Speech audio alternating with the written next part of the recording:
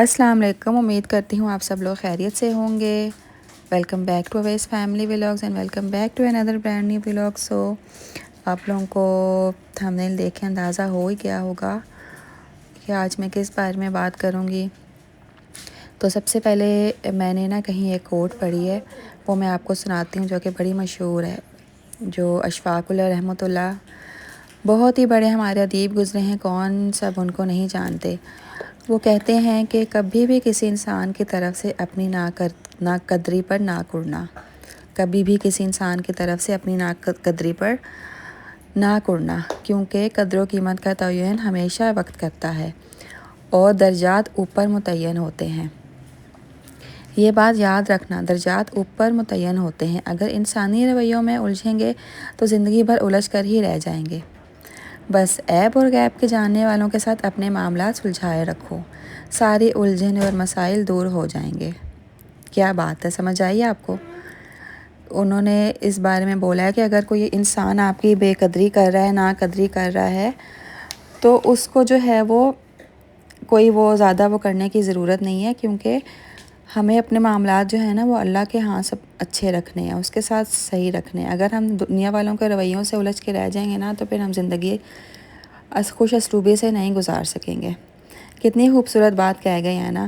لوگوں کے رویوں میں مت الجھیں، اللہ پر توکل رکھیں، اس کے ساتھ معاملات سلجھائیں۔ یقین کریں اللہ کے ساتھ ہی معاملات صرف سلجھتے ہیں۔ ایک شخص، اور میں نے ایک اور واقعہ کہیں پڑھا کل پرسوں، کہ ایک شخص امام رضا علی کے پاس آیا۔ اس نے کہا کہ مجھے یہ مسئلہ ہے، یعنی اس نے اپنا مسئلہ ان کو بتایا۔ تو انہوں نے کہا کہ استغفار کرو۔ وہ بڑا حیران ہوا، کہتا ہے کہ میں بھئی آپ کو اپنا مسئلہ بتا رہا ہوں اور آپ مجھے کہہ رہے ہیں کہ استغفار کریں۔ تو انہوں نے دوبارہ سے وہی جواب دیا کہ بھئی صرف استغفار کرو۔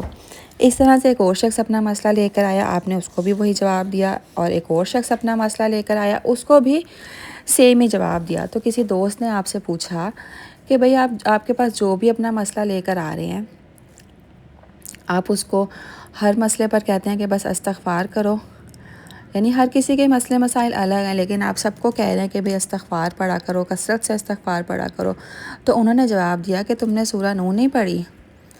سورہ نوح میں حضرت نوح علیہ السلام کیا کہتے ہیں اپنی قوم کو کہ استغفار کیا کرو، اللہ اولاد دے گا، استغفار کرنے سے اللہ تعالیٰ مال دے گا، اللہ پاک رزق دے گا، کھیت باغات بارش، ہر مسئلے کا حل استغفار ہے۔ خالی یہ نہیں کہ آپ نے صرف گناہ کیا ہے تو آپ استغفار کرتے رہیں، ویسے بھی اگر آپ استغفار کی کثرت کریں گے تو اس پہ بھی اللہ تعالیٰ آپ کو ڈھیروں انعام و کرام کی بارش کرے گا۔ تو اس لیے سب کو استغفار کرنے کے لیے کہہ رہے تھے، تاکہ اللہ کے ساتھ، کیونکہ استغفار کا جو معاملہ ہے یہ صرف اللہ کے ساتھ ہے۔ لوگ دکھ دیں گے آپ کو، ہمارے نبی صلی اللہ علیہ وسلم سے زیادہ دکھ کس نے دیکھا ہے؟ جب نبی کو لوگ دکھ دے سکتے ہیں تو ہم کون ہیں؟ ہم تو کچھ بھی نہیں ہیں۔ جب بہترین انسان کو، سچے ترین انسان کو دکھ دیا جا سکتا ہے تو ہماری کیا اوقات ہے؟ ہمیں بھی لوگ دکھ دیں گے، اپنے بھی دکھ دیں گے، دوستوں سے، کلیگ سے، رشتہ داروں سے بہت زیادہ دل آزاری ہوگی ہماری، لیکن دکھ جو ہے یہ نبیوں کی میراث ہے۔ اگر دکھ اور غم بری بات ہوتی تو نبیوں کو کبھی بھی نہ ہوتا۔ ہر نبی غم سے گزرا ہے، ہر نبی مشکل سے گزرا ہے، اس سے گھبرانا نہیں ہے۔ اس طرح سے اللہ تعالیٰ آپ کے درجات بلند کرتا ہے۔ اگر آپ دکھ اور غم میں صبر کریں گے تو اللہ تعالیٰ ہمارے درجات بلند کر رہا ہوگا۔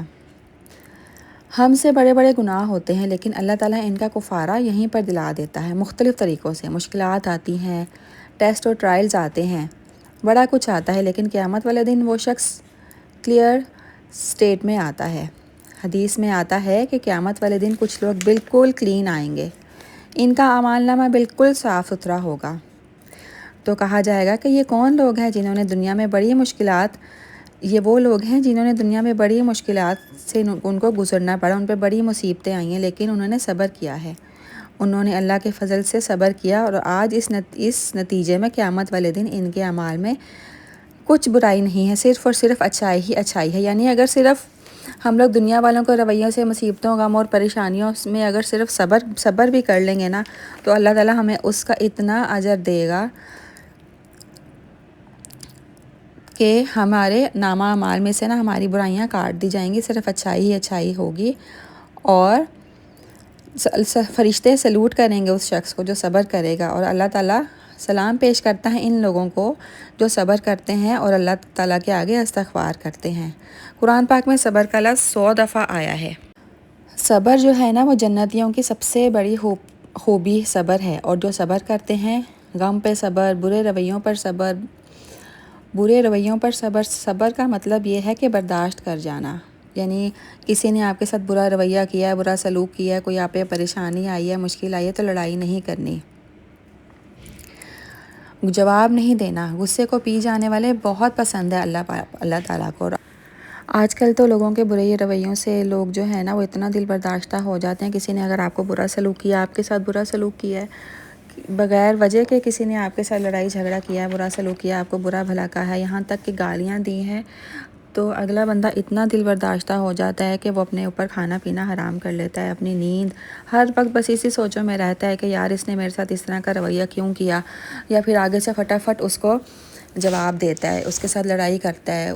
برداشت ہی نہیں ہے لوگوں میں، بالکل بھی برداشت نہیں رہ گئی ہے، لوگ صبر ہی نہیں کرتے ہیں، کیونکہ اگر آپ کے ساتھ کسی نے ناجائز کام کیا ہے، زیادتی کی ہے، کسی نے بغیر وجہ کے آپ کے ساتھ الجھے ہیں، آپ کو برا بھلا کہا ہے، تو اس کا بدلہ تو صرف اللہ نے دینا ہے۔ تو ہم یہ کیوں نہیں سوچتے کہ اس وقت ہمیں غصے کو پی جانا چاہیے، اسی وقت اگر ہم صبر کر لیں گے، اپنے غصے کو کنٹرول میں رکھیں گے، تو نہ ہی تو لڑائی بڑھے گی، نہ جھگڑا بڑھے گا، تو اس کا اجر ہمیں صرف اور صرف دنیا میں ہی انشاءاللہ دنیا میں ہی ہم لوگ دیکھیں گے کہ اللہ تعالیٰ ہمیں کس طرح سے اس کا اجر دیتا ہے، آخرت میں تو ہمیں ملنا ہی ملنا ہے۔ صبر کرنے کا نا بہت بڑا انعام ہے۔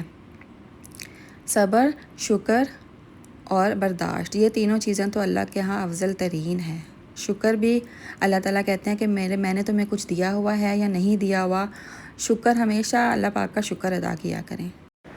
اگر کچھ لوگ ہر وقت آپ کو یا مجھے ڈیگریڈ کرتے ہیں، برا فیل کراتا ہے، نیگیٹو ورڈز بولتے ہیں، بیڈ ورڈز بولتے ہیں، یا ہمیں نیچا دکھانے کی کوشش کرتے ہیں، تو ہمیں اپنے دل میں نا نفرت نہیں رکھنی۔ لیکن آج کل یہ بہت کم ہو رہا ہے، لوگ عدلے کا بدلہ فوراً ہی دے دیتے ہیں، فوراً سے پہلے جو ہے نا وہ جواب دیتے ہیں۔ لیکن اگر ہم کوشش کریں، جیسے یہ رمضان کا مہینہ بھی ہے، کہ اسی میں کم از کم ہم کوشش اسٹارٹ کر دیں کہ بھئی برے لوگوں کو ضروری نہیں کہ برے طریقے سے جواب دیا جائے، خاموشی اختیار کر لی جائے، کم از کم اس ٹائم کے لیے خاموشی اختیار کر لی جائے، کیا پتہ بعد میں اس کو احساس ہو جائے کہ بھئی میں نے غلط کیا، وہ واپس آ جائے آپ کے پاس۔ لیکن اپنے دل میں کبھی بھی نفرت نہیں رکھنی ہے، نفرت والے جذبات جو ہوتے ہیں نا وہ بہت ہی تباہی مچاتے ہیں، آپ کا جو ہے خود بھی کھانا خراب کرتے ہیں اور دوسرے کا بھی کھانا خراب کر دیتے ہیں۔